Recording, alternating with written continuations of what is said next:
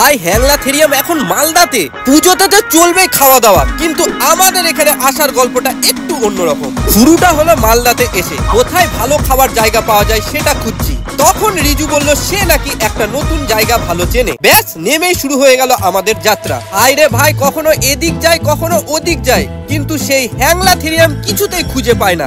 অবশেষে অনেকক্ষণ পর যখন পেয়ে গেছি মনে হয় ঠিকানা, দেখা যাক কি হচ্ছে। আমরা চলে এসেছি হ্যাংলাথেরিয়াম পেট পুজো করতে। অনেক কষ্টের পর আমরা এটা খুঁজে পেয়েছি, রিসার্চ করার পর এখানে এসেছি, দেখা যাক কি হচ্ছে। সামনে আমাদের টিম লিড করছে র্যাঞ্চো, ম্যানেজ করছে। ভিতরে ঢুকে মুখ থেকে বেরোলো একটাই কথা, জাস্ট ওয়াও। এত সুন্দর ডেকোরেশন, এত সুন্দর ছবি আর হ্যাংলামিতে ভরা পরিবেশ দেখে একদম মন ভরে গেল। কিন্তু শুধু মন বললেই হবে নাকি, এবার তো ভরাতে হবে পেটও। তাই অর্ডার দিয়ে দিলাম নিজেদের পছন্দের খাবার। মানে 6টা তন্দুরি রুটি আর কটা চিকেন কষা।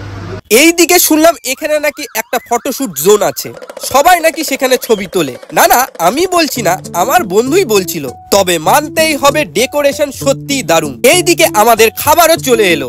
খাবারগুলো ছিল একদম টেস্টি, কিন্তু আমার সবচেয়ে ভালো লেগেছিল সেই আম পান্না, একদম অসাধারণ। তাহলে মন ভরে পেট ভরে হ্যাংলাথেরিয়াম আলো করে। মালদাতে এলো নতুন রং, পূজায় একবার না এলে মিস হবে ঢং। শেয়ার করো খবরটা সবার সাথে, এবার পুজোয় যেতে হবে মালদাতে।